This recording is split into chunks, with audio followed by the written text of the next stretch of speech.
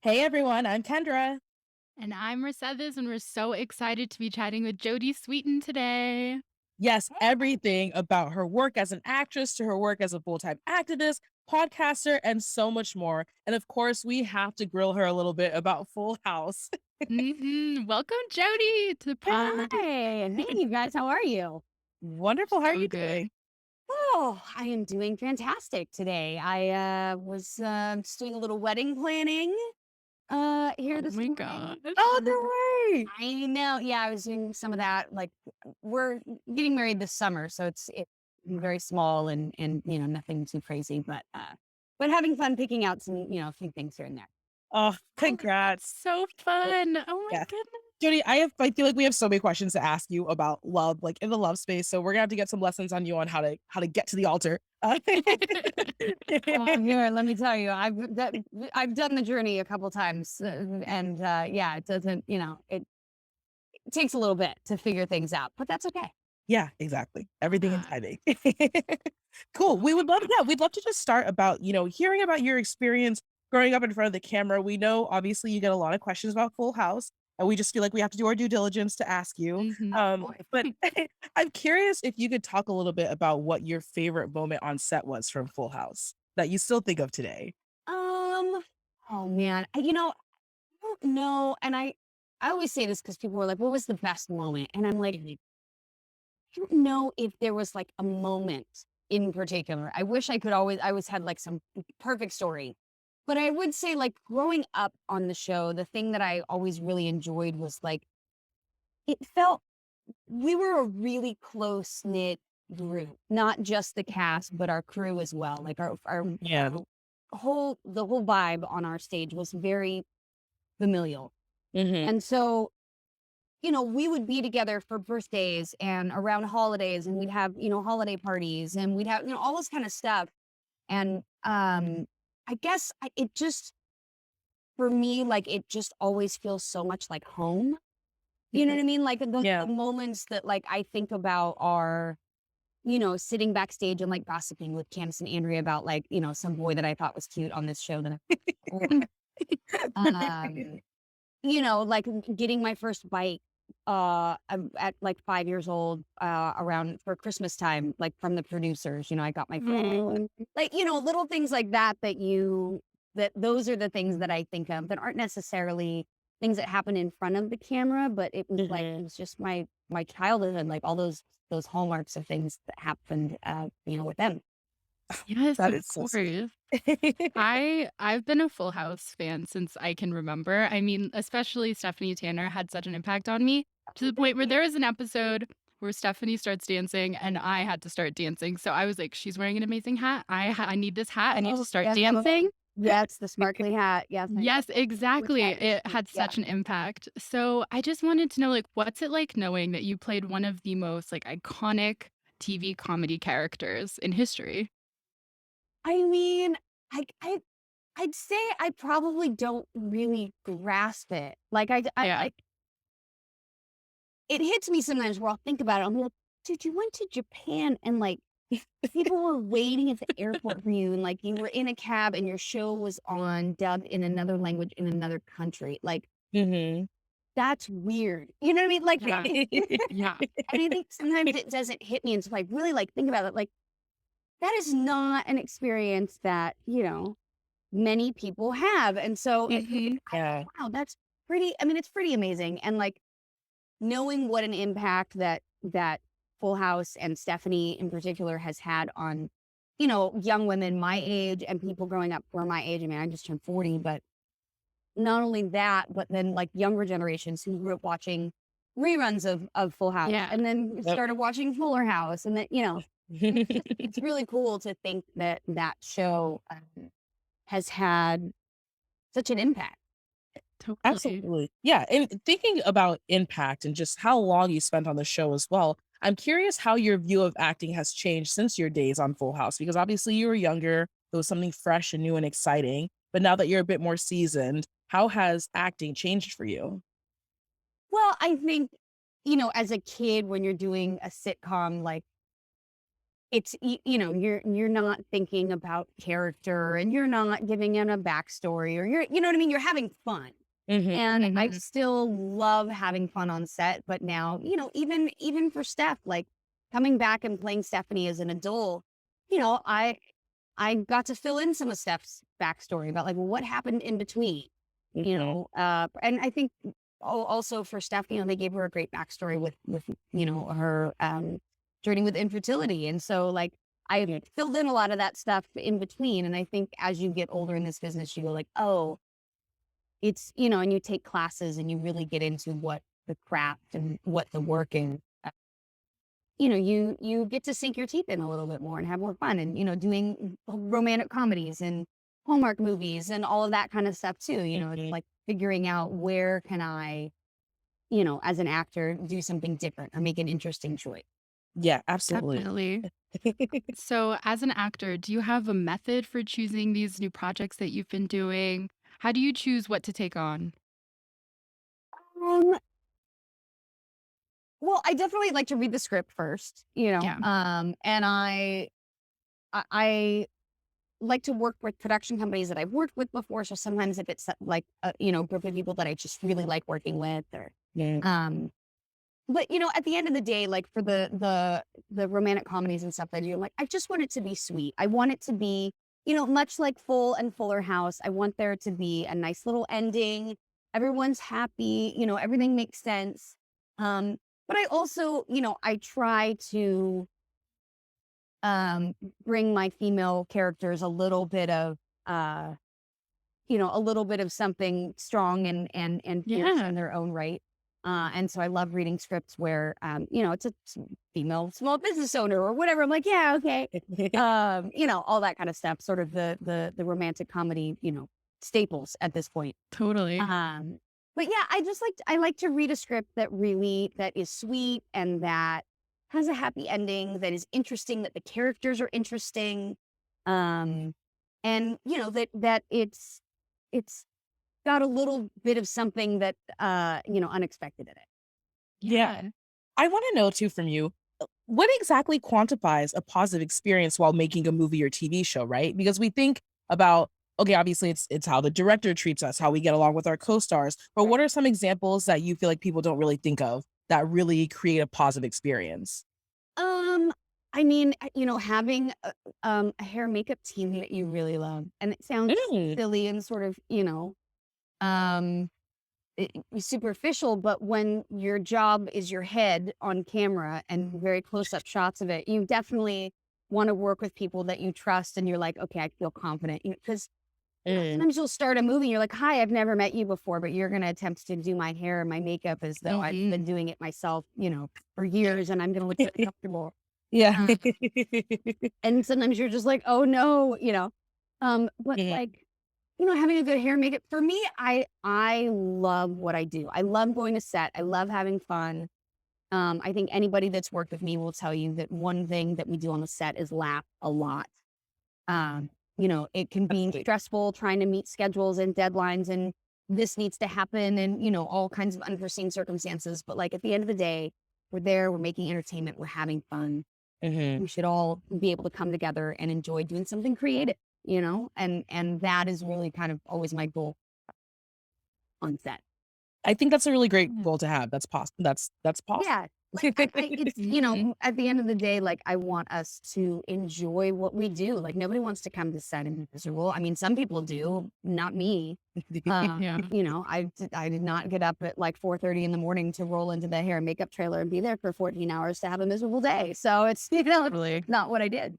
I Oh. find it hard to believe, like, your last name is Sweeten and you're not completely sweet on set, so I know. there's Wouldn't it be that would be the ultimate irony, right? Is if I was just a really mean, terrible person. one Right. Oh my goodness. That joy is so important. And speaking of feeling good, we must discuss your recent movie, Just Swipe, because it's such a relatable storyline. Dating apps during COVID. I think Kendra and I can both attest that we have experienced this. So, how was it like making this movie? It was actually really fun because I mean, well, that's not the right word. It was a challenge. I was saying it was a challenge because we were making it still during COVID. So we were Mm. making it in November of 2020. So Wow. like later that year. And it was just starting to like get worse again, so it was like, oh my gosh, having to do this and stay in urban zones and testing and all of that. It was a challenge. That was the first project I'd worked on, post pandemic life. Mhm. But it was something that so many of my friends were going through during the pandemic. Is like, oh my gosh, like I thought online dating sucked anyway, and now I can't even meet them in person. Now I'm only Right. stuck to it. Like this is Yep. terrible, and I think I love the story about it. The things that you think you want sometimes are not the things that you actually. So, So true. and I think my character kind of realized that throughout her journey was like, oh, she thought she wanted all the external stuff, but really she just wanted somebody that had all the internal stuff. Yeah, I which love is it. most important. We always talk about that, right? It's what's on the Exactly. inside, not on the outside. So, fun fact, actually, Jodie, I'm really good friends with Elizabeth Blake Thomas, the writing director of this project. Yeah. Yeah, I met her back in 2012 at the Cannes Film Festival, so I've known her for about a decade now. Oh wow, she's Yeah, such a doll.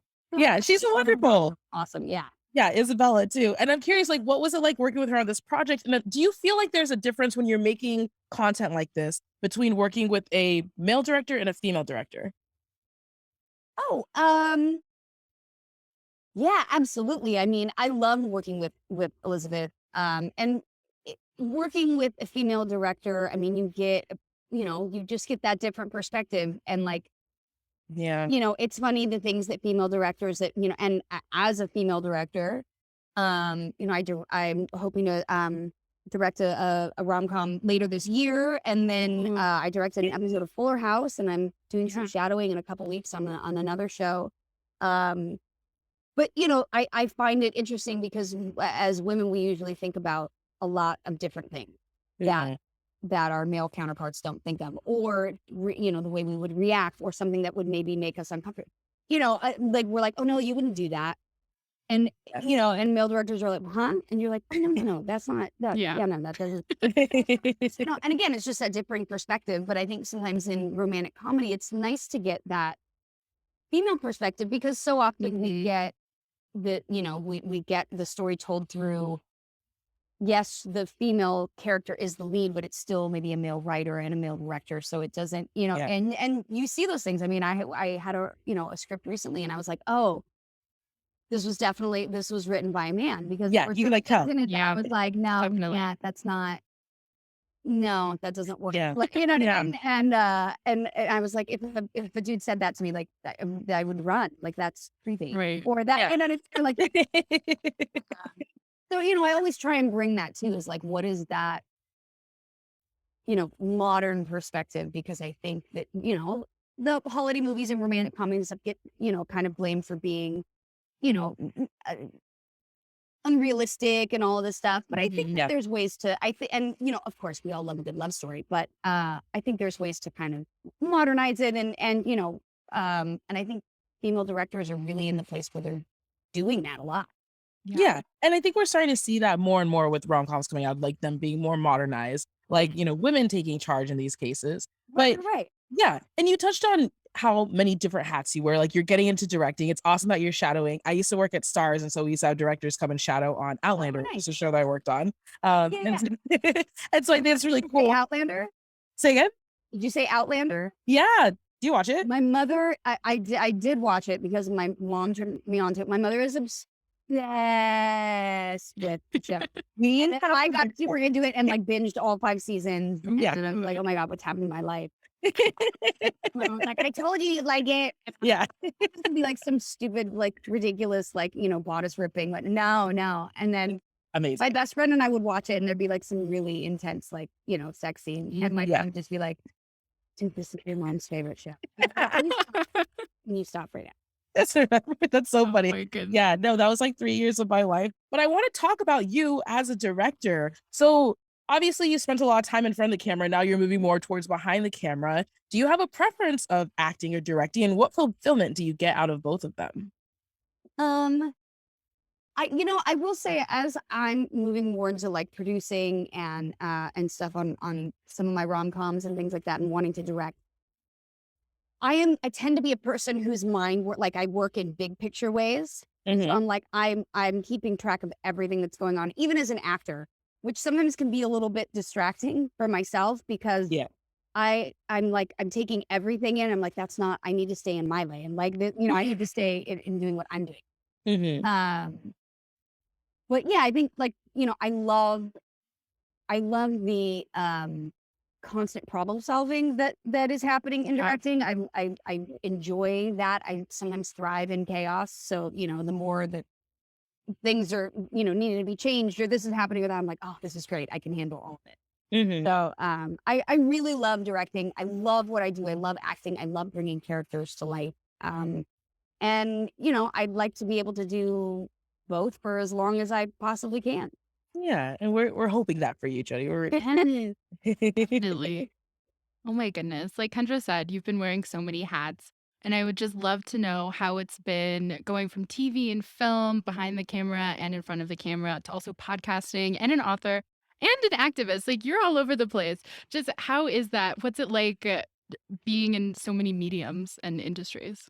Oh my goodness. Well, life is certainly busy. Like I said, I'm recording my podcast here at home after this. And this morning was spent getting kids up and ready to go to school and one packed for an East Coast trip. So like momming was on the schedule today. And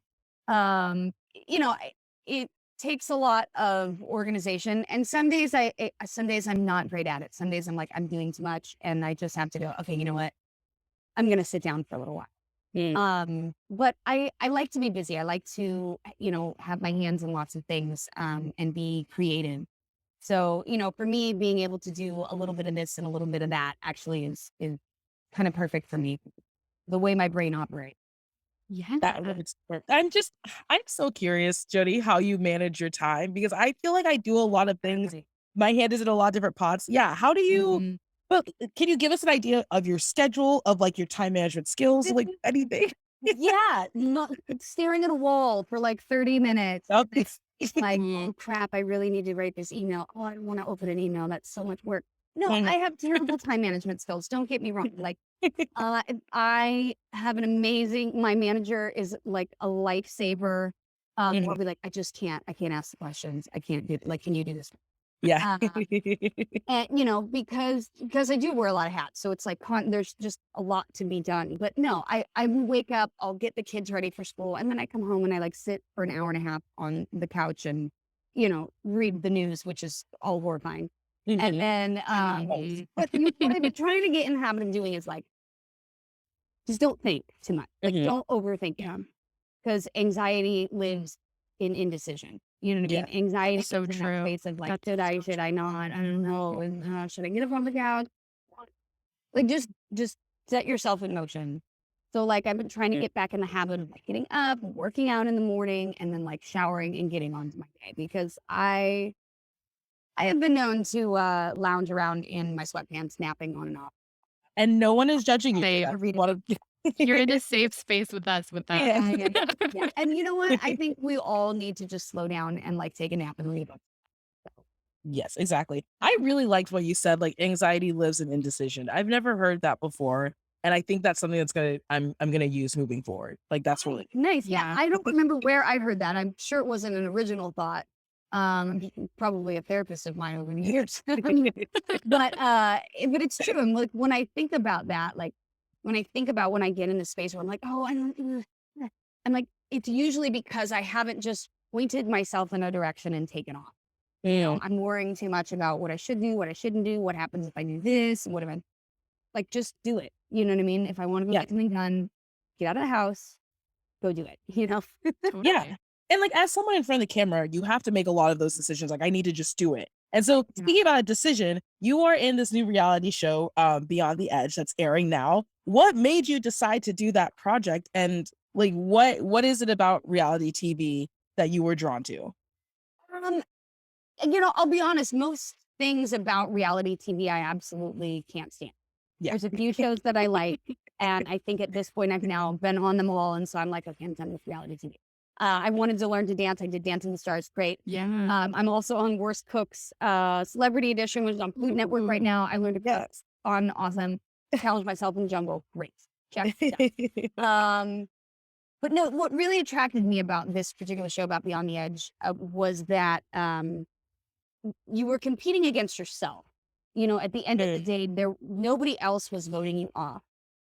You didn't have to go out and pretend to be someone you weren't in order to make these faux alliances and then be nice to someone's face. Is that like, that's not me. I don't have time for that. Mm-hmm. But I would love to go challenge myself out in the jungle, right? And so knowing that really it was there to like build camaraderie and a family and challenge yourself, like that's what I love. I love like meeting new people, bonding together. Let's do this. We got this. Let's support each other. I want to know, like, what is your favorite rom-com, first of all? We'll start with that. Mm-hmm. Oh man. You know, the irony is I actually don't watch a lot of rom-coms. Yeah. I don't watch a lot of rom-coms, and I don't watch a lot of comedy. And so yeah, I watch like really dark documentaries and stuff, but that's not what this podcast is about at all. Same. Comedies. You know what? I don't know. I'm trying to think of ones I even watched when I was little. Like, I don't know. Do you have like a go-to rom-com I'm gonna person? tell you. This is how much of not a rom-com person I am, other than being in them and knowing them inside and out, and yet not watching them. Mm-hmm. I've never seen Love Actually. Oh, Whoa.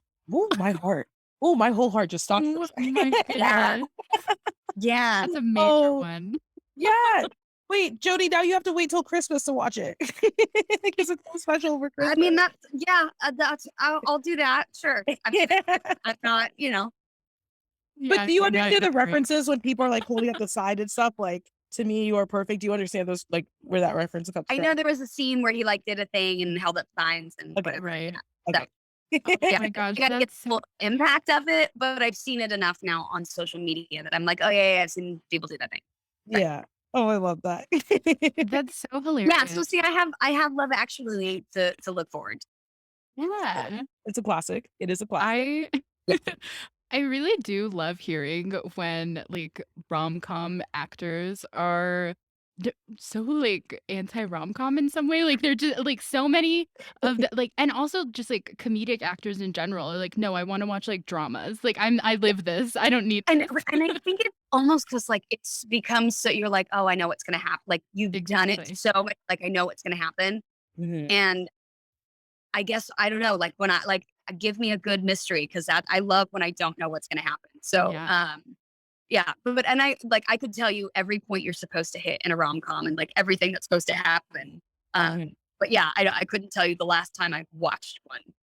Okay, well then I want to touch on that then. So you can really dissect a rom-com. Do you have a pet peeve about rom-coms? Because I feel like there are different tropes, right, that Mercedes and I talk a lot about. Definitely. I think one of your favorites, Mercedes, is like the enemies to lovers trope. I love it. I love enemies to lovers. Right. With a fabulous misunderstanding in the middle, right? Yeah. Exactly. And I love rom-coms where you actually see them in the relationship. So it's not like they don't talk to each other and they're like still trying to figure out and then they get together at the end. But it's like when they are, you can see through their relationship. I think that's special. So what is like your rom-com pet peeve, your favorite trope, things like that? I also like it when you can see the relationship. And I think just for me, the relationship is funnier. Like that's the funny stuff. You know what I mean? Like but in rom-coms, it's not always about funny. It's about like the meet cute, right? Yeah. So exactly, gotta have that moment.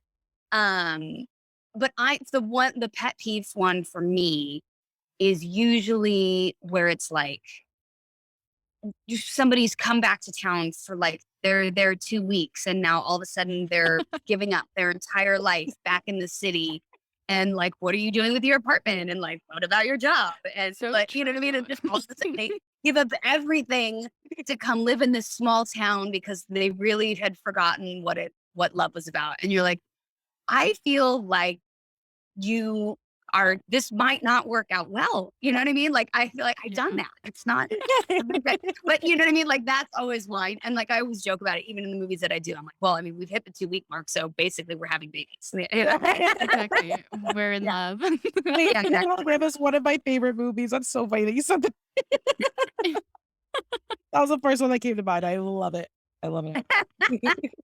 Do you have like rom-com royalties in your mind? So like we did a whole month of J-Lo because she's done so many different rom-coms. We added some people like Sanaa Lathan. She does a lot of rom-coms, Cameron Diaz. I personally, for my rom-com king, I love Justin Long. He is everything to me. I like Justin Long. Yeah.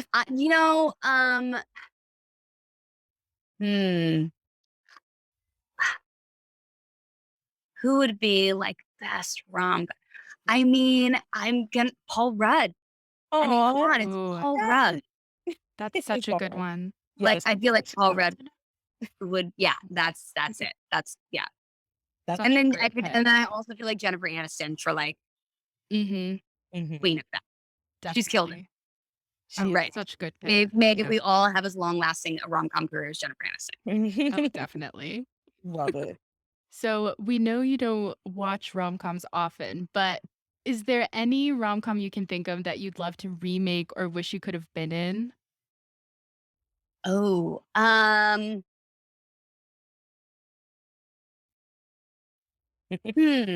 Something to choose from. So many. You could start with Era, like Well, I guess it's not a. It's actually like an anti rom com. Ooh. I'm like, no, that's actually literally the complete opposite. But this tells you where my brain is at when you're like, think of a rom com, and I think of First Wives Club. I love that movie. Oh But I my mean, gosh. I have not it's seen like, that but movie. I mean, Meryl Streep and oh my God, like it's Yeah, Bette Midler, Diane genius. Keaton, Diane Keaton. Yes, I mean yeah, it's so good. It's Golden so Pond. good. It's so amazing. There's music in it. There's such good comedy. Like those three comedy powerhouses. It's really really funny, and it's sort of the like the anti rom com. But Yeah. I mean it's hilarious. That's a great. Oh my gosh. I would love love. to. I would totally love to remake First Wives Club. Yes. I Oh, have to that add would that to be my so list. I feel good. left out. I have no idea what you guys Oh my God, you have to see it. It's really, Great. really great. It's great. They like drink this potion, and it's a whole. Isn't that's not the one? Or no, that's I'm thinking of dead. That Oh, goes with Ivy. no. No, the one where Death Becomes Her. Death becomes her. Death becomes Yes, her. that's a good one too. That's great. Yes. No, Both of First those. Wives Club is what I was thinking. Yeah. Jodie, you see why I need Mercedes? Like she's the yin to my yang. I completely understand. I need that myself. And me and my best friend are usually both yin or both yang, and we're both just like neither one can keep the other on track. I love that. Jodie, thank you so much. Before we wrap it up, we just have an assignment for you, obviously, because you said you haven't seen Love Actually. Okay. Your assignment is going to be to watch it and let us know what you think and report back on how you feel about it. Because as Absolutely. romantics, we My pleasure. I'd be happy to watch it. wonderful. Jodie, it was so wonderful talking to you. Thank you so much for joining us in the Rom-Com Room. Absolutely. Thanks for having me on, Thank ladies. you so much. This has been Okay. awesome. Yeah. Thanks. Bye. Thank you. Bye.